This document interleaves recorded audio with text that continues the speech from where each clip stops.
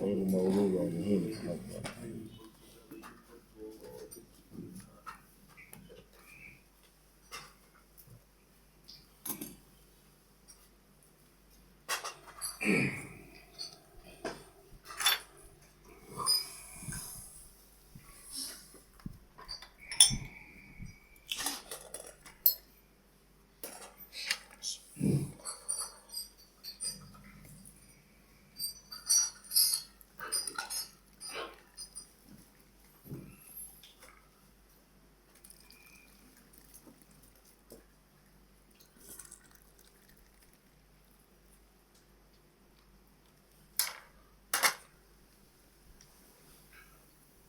بسم الله الرحمن الرحيم. الحمد لله رب العالمين، والصلاة والسلام على سيد المرسلين وعلى آله وصحبه أجمعين رضي الله عنكم. وقال رضي الله عنه ونفعنا الله بعلومه في الدارين آمين. إلى أن قال, serta kurang kasih sayang dan perhatian terhadap kalangan lemah serta terhadap orang-orang yang membutuhkan. Apa ini? Akibat orang hobi terlalu kenyang makan, tidak mau kalau makan tidak kenyang benar. Kenyangnya terlalu kenyang benar baru nanti. Itu bisa menjadikan apa? Sifat kasih sayang kita terhadap kalangan lemah hilang. Dan yang lebih mengkhawatirkan lagi, dampak dari berlebihan memuaskan perut dan mengenyangkannya, ia akan terjerumus dalam perkara syubhat, bahkan bisa jadi akan terseret pada perkara yang haram. Dalam hal ini Imam Hujjatul Islam Al-Ghazali radhiyallahu anhu berkata, kenyang karena barang yang halal saja merupakan pangkal segala kejelekan. Lalu bagaimana jikalau kenyang karena barang yang haram? Dalam hal ini baginda Nabi Muhammad SAW bersabda, "Ma mala ibnu Adam ya'am syarra min batnihi, hasbu ibni Adam lugaymat yugibna sulbah, fa'in kana la mahala wa thuluthun li ta'amih, wa thuluthun li syarabih, wa thuluthun li nafsih." Artinya, tiada suatu tempat yang dipenuhi oleh anak Adam lebih buruk daripada perutnya sendiri. Cukuplah bagi anak Adam beberapa suap makanan untuk menegakkan punggungnya. Kalau memang hal itu tidak mungkin, maka hendaklah dibagi untuk makanannya sepertiga, untuk minumannya, dan sepertiga untuk pernapasannya. Jadi diisi sepertiga, saja minum sepertiga, napas sepertiga, ya Allah. InsyaAllah sehat badan kita dibilang. Dalam hadis yang lain Nabi Muhammad SAW bersabda, "Syirar ummatil ladina udhu bin na'im wa nabadat alaihi ajsamuhum wa innama himmatu ahadihim alwanut ta'am wa alwanut thiyab wa yatashaddaquna fil kalam." Seburuk-buruk umatku adalah orang-orang yang selalu diberi kenikmatan hingga tubuh mereka semakin tumbuh dengan kenikmatan itu, dan yang menjadi ambisi salah seorang dari mereka hanyalah aneka ragam makanan, aneka corak pakaian, dan mereka selalu bertutur kata yang sombong. Senang dengan banyaknya bentuk makanan, banyaknya bentuk pakaian, ngomongnya sombong. Itulah seburuk-buruk umatku yang diberi nikmat. Alhamdulillah, dan Allah jauhkan kita dari sifat ini. Allah pelihara kita, Allah sadarkan kita semuanya. Hingga hidup ini bukan untuk makan, bukan untuk minum, tapi mencari ridha Allah Subhanahu wa Ta'ala.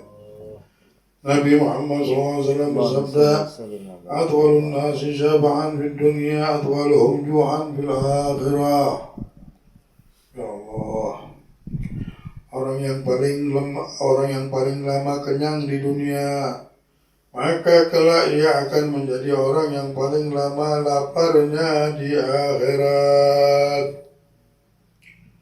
Dalam hal ini Hujjatul Islam Al-Imam Ghazali radhiyallahu anhu berkata, barang siapa yang ambisinya apa yang masuk dalam perutnya, maka nilainya setara dengan apa yang keluar dari perutnya.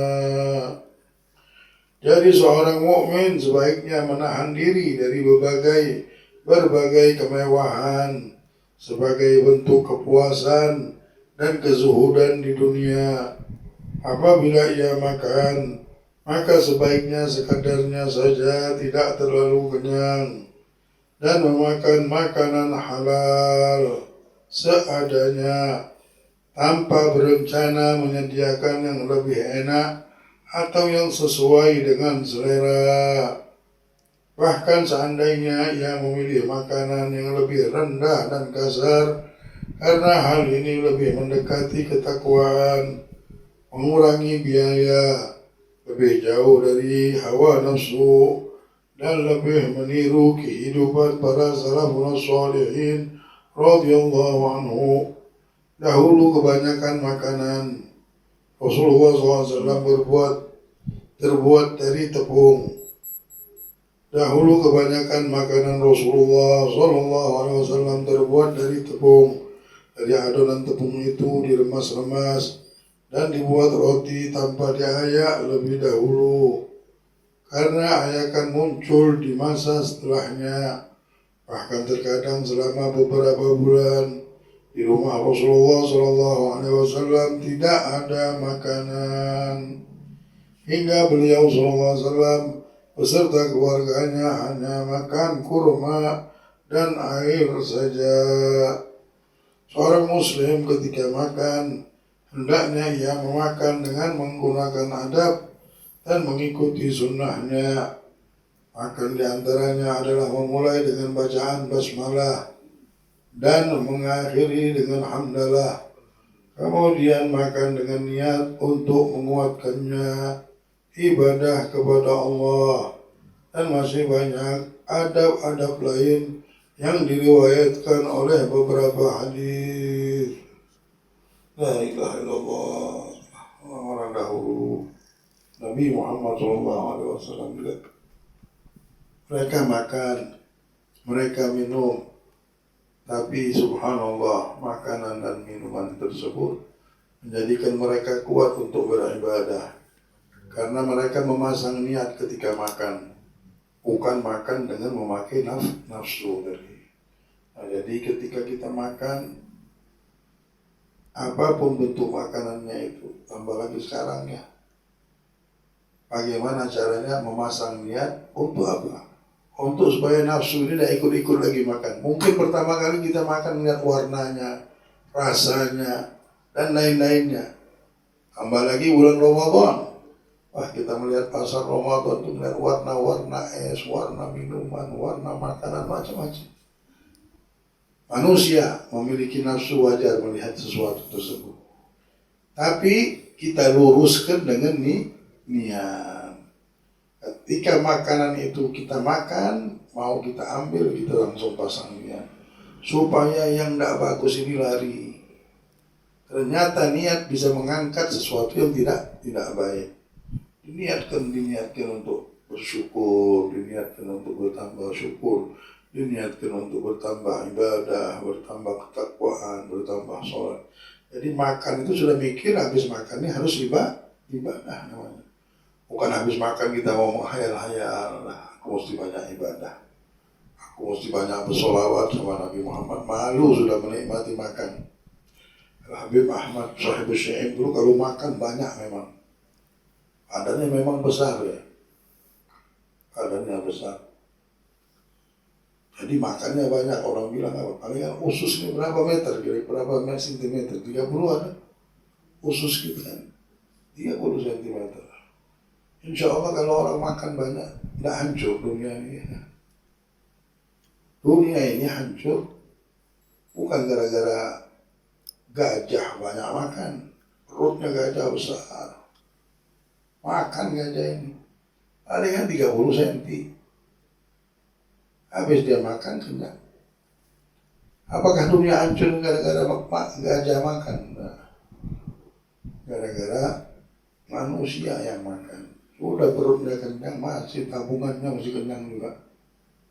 Semuanya mesti hamil semua. Masa dunia hancur gara-gara makanan gajah makan? Kalau mau hidup makan aja insya Allah bisa. Kalau untuk hidup di dunia ini gampang aja, kita mikir anak kita, keluarga, hidup aja. Yang masalah ini mau tabungan juga yang gemuk, susah. Nah, jadi makanan ini ternyata sangat berpengaruh untuk ibadah kita. Kalau hidup kita sudah makanannya bagus, makannya kita pakai niat, insya Allah ibadah kita bisa. Sholat malam bisa, sholat witir bisa, pembacaan istighfar bisa, baca sholawat bisa. Apa sebabnya? Makanannya yang masuk ini bagus, halal, makanan yang bukan syubhat. Oh ini halal, nggak syubhat, tapi makannya pakai nafsu. Nah ini terkadang menjadikan ibadah kita ini berkurang. Males-malesan berat, karena keberatan berat itu muncul biasanya gara-gara ada ikutnya hawa nafsu ketika makan atau lupa niat. Jadi supaya kita semangat hidup, supaya kuat, supaya makanan ini menjadikan sesuatu yang bermanfaat untuk kita bisa berzikir, kita bisa beribadah. Makanlah pakai niat. Insya Allah orang yang makan berniat untuk bertakwa kepada Allah, orang yang makan memang berniat untuk bersyukur sama Allah, orang yang makan memang berniat untuk mendekatkan diri kepada Allah dan Rasulnya, makanannya menjadi obat. Makanan mereka menjadikan mereka dekat sama Allah Subhanahu wa ta'ala. Mudah-mudahan Allah jadikan makanan kita makanan yang penuh barokah. Allah Subhanahu wa ta'ala sadarkan kita. Allah Subhanahu wa ta'ala cahayai pikiran kita dengan iman dan yakin, dan dengan dekat sama Allah Subhanahu wa ta'ala, sehingga melihat makanan-makanan ini biasa-biasa saja.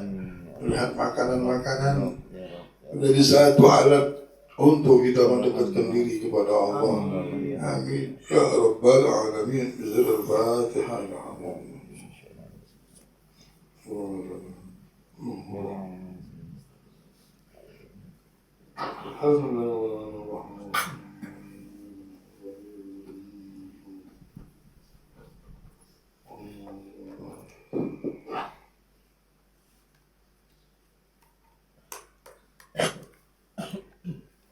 Bismillahirrahmanirrahim. Alhamdulillahi rabbil alamin. Wassalatu wassalamu ala sayyidil mursalin wa ala alihi wa sahbihi ajma'in radhiyallahu anhum. Adab ketika mendapat pujiannya. Wa qala radhiyallahu anhu wa nafa'ana Allah bi ulumihi fid dharain amin. Adab ketika mendapat pujian. Di antara adab-adab ketika mendapat pujian dari seseorang, yang pertama, jika mendapat pujian atas sesuatu yang terdapat pada dirinya, maka bacalah doa berikut ini. Alhamdulillahilladzi adhara al-jamila wa satara al-qabiha. Yang artinya, puji syukur kuhadapkan kehadapan Allah yang telah memunculkan pada diriku keindahan dan menutupi segala yang tidak baik. Kalau ada orang muji, baca itu orang. Tidak bisa, alhamdulillah saja sudah. Alhamdulillah, pujian itu milik Allah, bukan milik kita. Kalau tidak hafal juga. Dan yang kedua, jika mendapat pujian atas sesuatu yang tidak terdapat pada dirinya, maka bacalah doa berikut ini. Allahumma ja'alni khairan mimma yadunnun, wa la yu'akhidni bima yaqulun, wa ghfir li ma la ya'lamun. Artinya, ya Allah, jadikanlah kebaikan atas segala sangkaan mereka, dan janganlah Engkau berikan aku dosa atas segala apa yang mereka katakan. Dan ampunkanlah dosaku ya Allah atas segala sesuatu yang ibadah yang tidak aku amalkan. Faedah Sayyidina Abu Bakar Siddiq radhiyallahu anhu jika dipuji maka beliau mengucapkan Allahumma anta a'lamu bi min nafsi wa ana a'lamu bi nafsi minhum Allahumma ja'alni khairan mimma yahsabun waghfir li ma la ya'lamun wa la tu'akhidni bima yaqulun. Dan faedah yang ketiga, menanamkan dalam hati sifat tidak menyenangi pujian orang lain. Karena kebanyakan manusia pada zaman sekarang ini memuji seseorang yang tidak berhak untuk dipuji dan mencaci seseorang yang tidak berhak untuk dicaci. Al-Habib Zain bin Ibrahim Zubair radhiyallahu anhu berkata, "La ibrata bi madhi ahli zaman wa la bi dhammihim, li'annahum yamdahuna man la yastahiqqul madha wa yadhummuna man la yastahiqqud dhamma." Artinya tidak ada nilainya pujian orang zaman sekarang atau cacian mereka, karena mereka memuji seseorang yang tidak berhak untuk dipuji dan mencaci maki seseorang yang tidak berhak untuk dicaci dimaki. 4. Tidak bangga dengan pujian yang tidak terdapat pada dirinya dan tidak marah dengan cacian yang pada hakikatnya hal tersebut terdapat pada dirinya. Di antara firman Allah dalam kitab-kitab terdahulu dijelaskan, Fima anzalallahu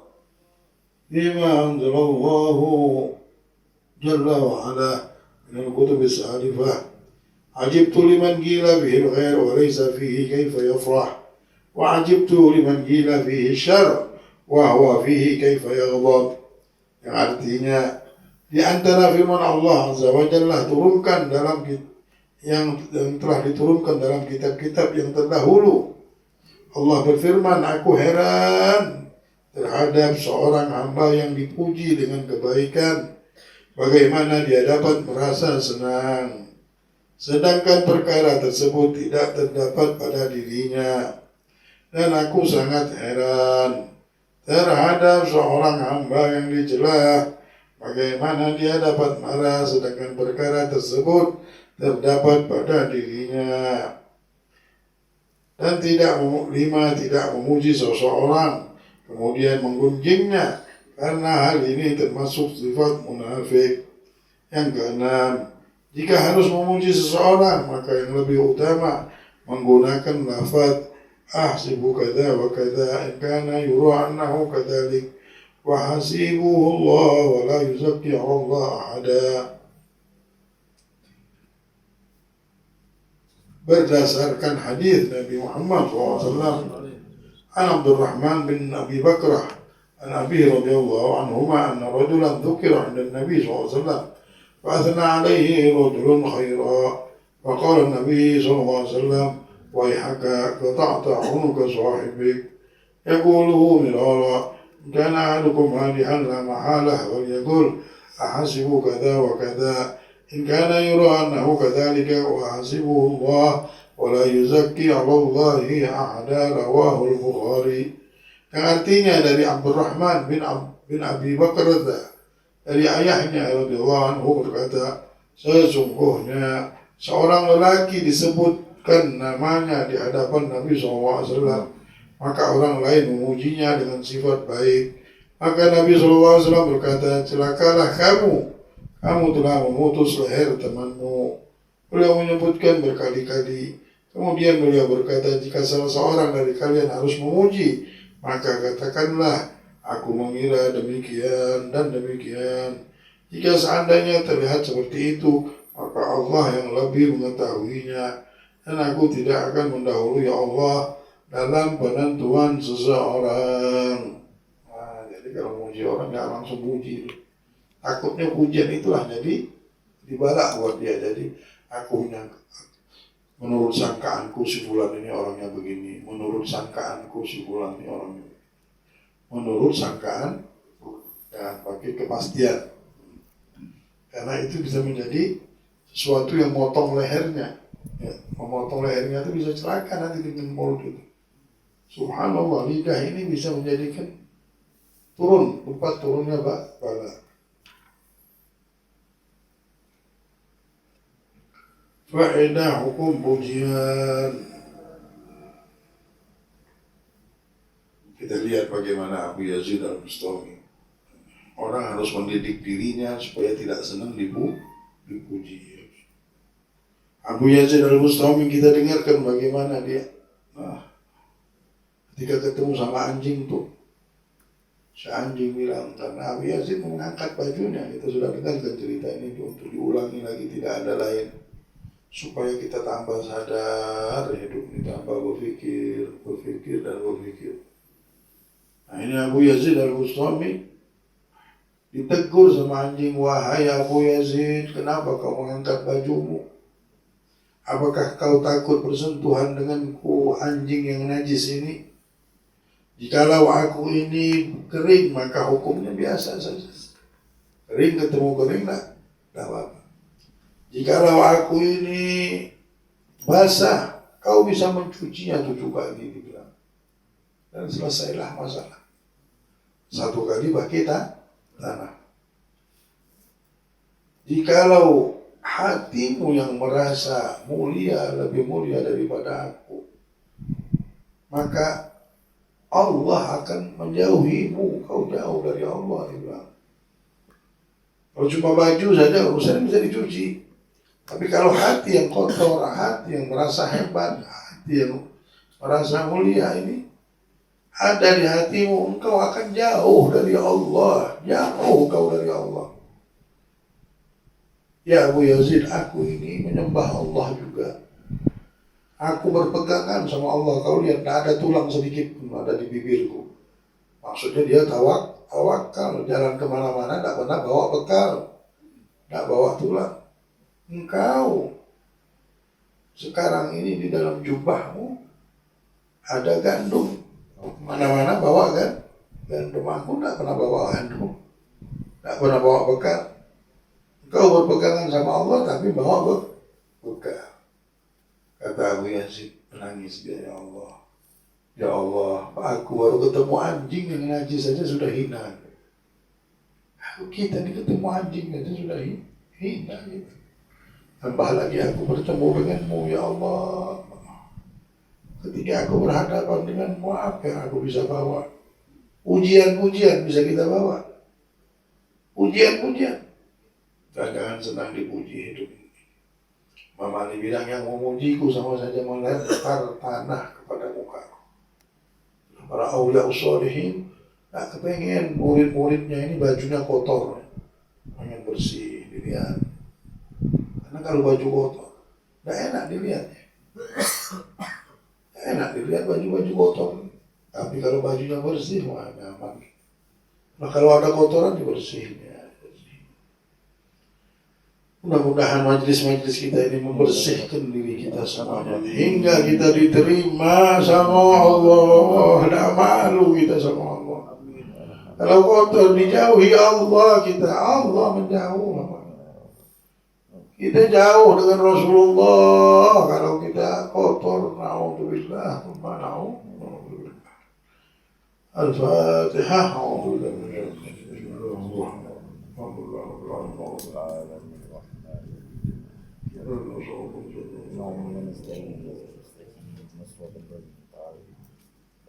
Itu sangat